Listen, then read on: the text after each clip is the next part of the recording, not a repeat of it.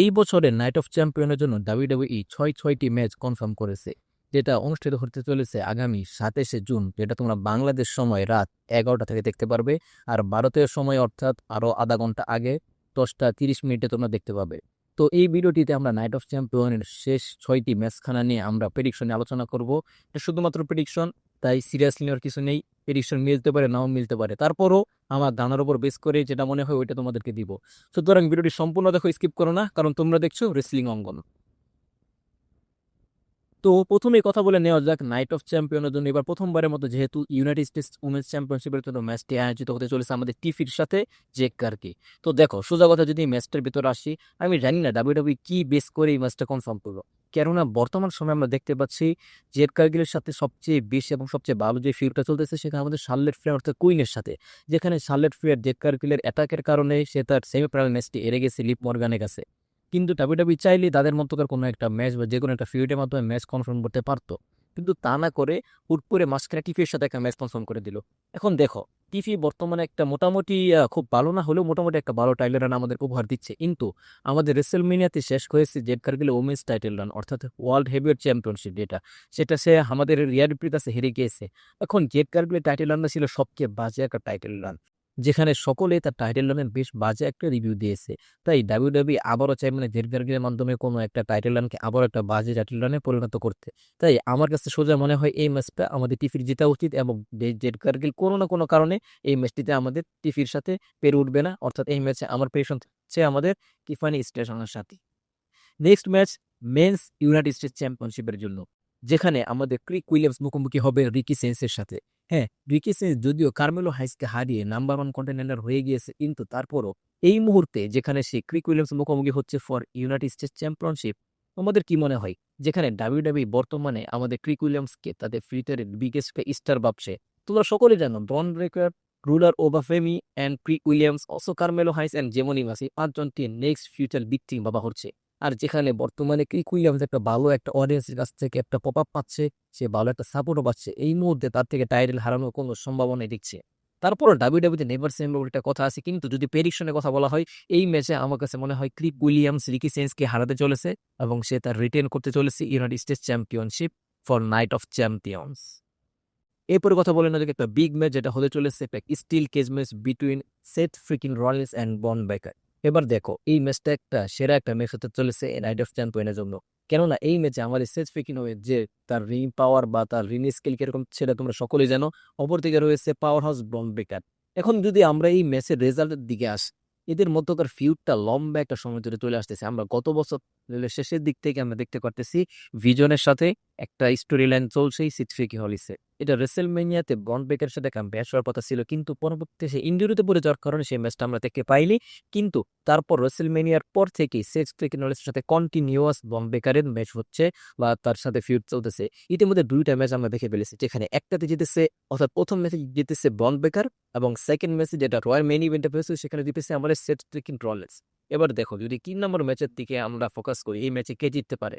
আমার কাছে মনে হয় বর্তমানে ডাব্লিউডাব্লিউ যেরকম ক্রিক উইলিয়ামসকে তাদের ফিউচার ভাবছে, সেরকমই ব্রন বেকারকেও তারা ফিউচারের সেরা একজন বিগ থিং হিসেবে তারা চিন্তা করছে। বিশেষ করে ট্রিপল এইচ তো ব্রন বেকারের খুবই পছন্দ করে। তাই এই মুহূর্তে যদি ব্রন বেকার হেরে যায়, তার ক্যারেক্টারের জন্য বেশ বাজে প্যাদিক হবে। তাহলে সেথ ফ্রিকিং রলিন্সের সাথে তার 3টা ম্যাচের মধ্যে সে 2টা হেরে দিলে, কিন্তু অপরদিকে আমরা সেথ রলিন্সকে ক্লিয়ারলি হাঁটতে দেখতে পারি না, তাহলে একটা বাজে একটা দিক হবে। তাই এই ম্যাচে ডাব্লিউডাব্লিউ যে থিঙ্ক করতে পারে, প্রথমত এখানে ভিজনের যে বাকি 2টা মেম্বার অস্টিন থিওরি এবং লোগান পল, যারা কিছুদিন আগে তাদের টাইটেল হেরেছে ওই সেথ ফ্রিকিং রলিন্সের 3টা ফেয়ারের কারণে, এখন তারাই ম্যাচে ইনভলভ হতে পারে এবং হওয়ার চান্স সবচেয়ে বেশি, এবং হওয়াটা খুবই স্বাভাবিক। কেননা রেসেলমেনিয়ার পর থেকে তারা একটা টাইটেল রান দিচ্ছিল, এবং যেখানে সেথ ফ্রিকিং রলিন্সের কারণে তারা গত রোতে টাইটেল হেরেছে, এটার বদলা তারা অবশ্যই নিতে আসবে। এবং আরেকটা বিষয় হতে পারে, যেখানে আমরা দেখেছি বর্তমানে বিভিন্ন রিমার্স এবং আপডেট রেসেলমেনিয়ার পর থেকে আমরা একটা আপডেট পাচ্ছিলাম যে রোমান রেইন্স এবং সেথ ফ্রিকিং রলিন্স আপনার সামারস্ল্যামে একটা ম্যাচ দেখতে পাবো।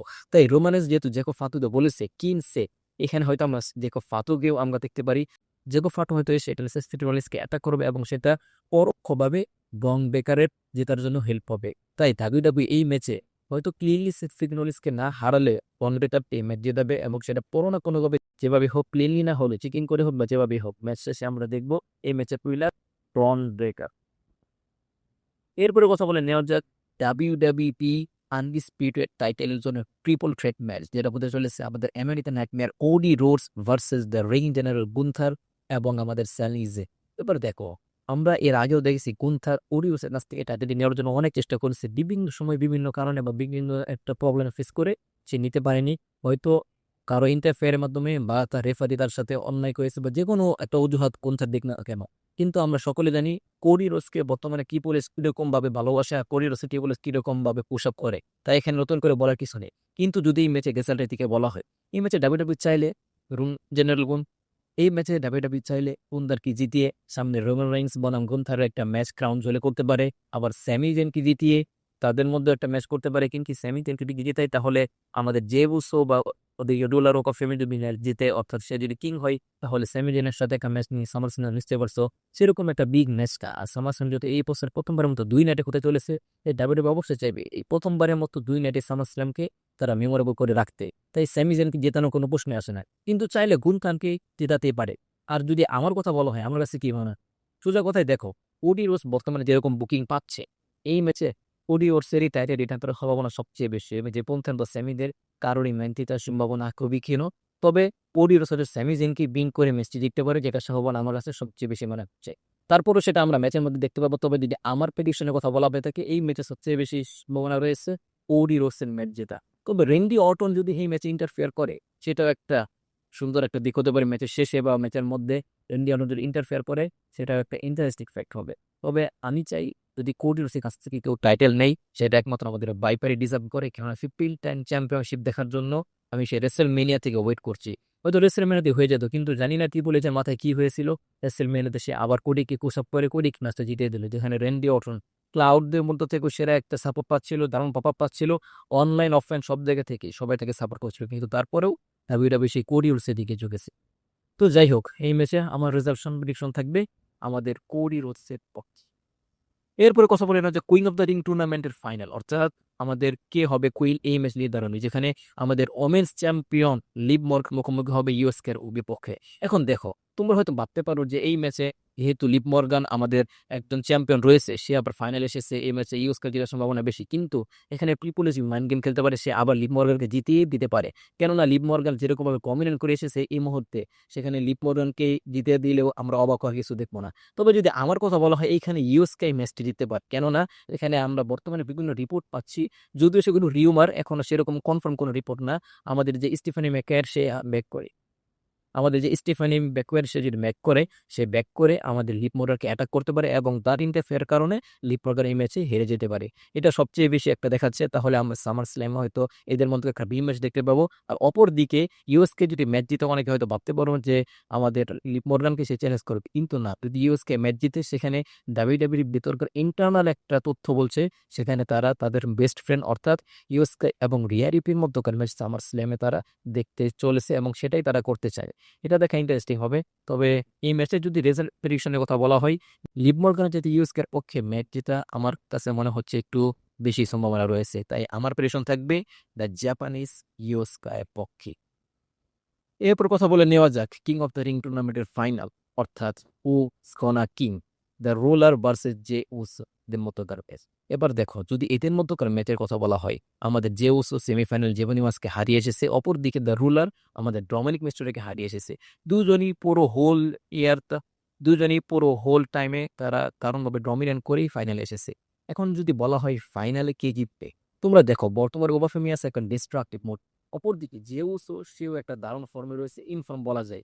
সে দুর্দান্তভাবে প্রতিটা ম্যাচ ডেলিভার করতেছে এবং জেউসো যদি জিতে, তাহলে জেউসো জিতে আমাদের কোডি রোজকে চ্যালেঞ্জ করবে, বা যদি ওখান থেকে যেই জিতে কোডি রোজ বা গুন্থার যেই জিতুক তাকেই চ্যালেঞ্জ করবে ফর সামার স্ল্যাম। আর যদি ওবাফেমি জিতে, তাহলে সে অলরেডি আমাদেরকে টিজ দিয়ে দিয়েছে, তার ফাইনাল টার্গেট আমাদের ওটিসি, সে ওটিসিকেই সে চ্যালেঞ্জ করিয়ে। কিন্তু বর্তমানে একটা রিপোর্ট পেয়েছি, ডেভ মেলজার বলছে সে ডাব্লিউডাব্লিউই এই ম্যাচটিতে ফিউচারের জন্য তাকে দিতে চাই, অর্থাৎ এই সামার স্ল্যামে করানোর কোনো প্ল্যান নেই, হয়তো ফিউচারে রেসেলমেনিয়াতে বা কোনো বড় কোনো ইভেন্টে এই ম্যাচটি করতে চলেছে, অর্থাৎ রোমান রেইন্সকে আমরা আরও লম্বা সময় হয়তো চ্যাম্পিয়নশিপের মধ্যে দেখতে পেতে পারি।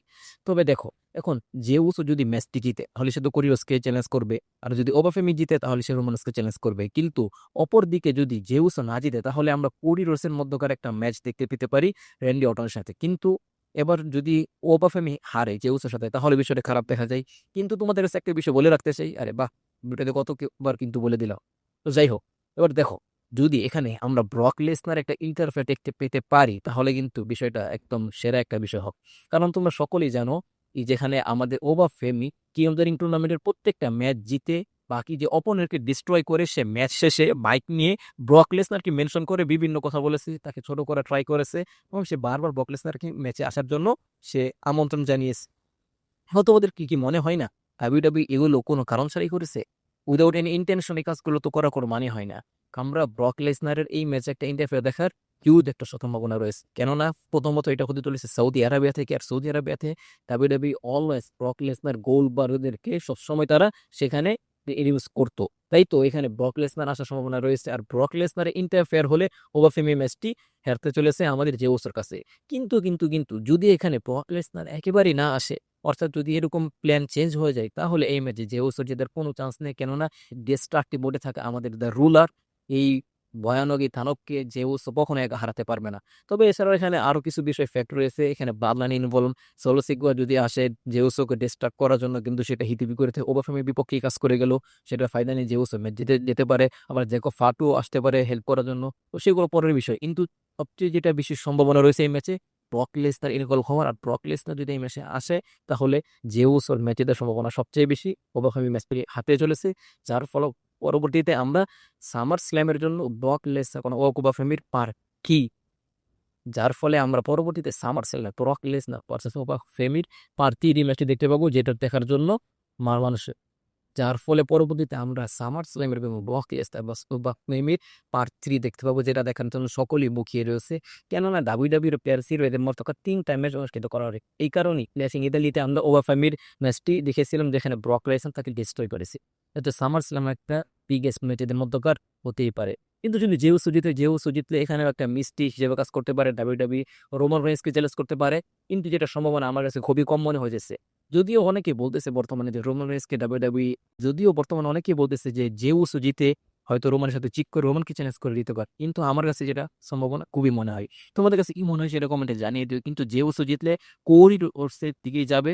তবে আমি যেটা চেয়েছিলাম কোরি রোডসের স্পেস আমার সিনেমা র্যান্ডি অর্টন ম্যাচটা, যেটা এই পর্যায়ে এসে যদি এখন পর্যন্ত সেরকম মনে হচ্ছে না, তারপর সামনে আমরা দেখা যাক সেরকম ম্যাচ আমরা পাই কিনা।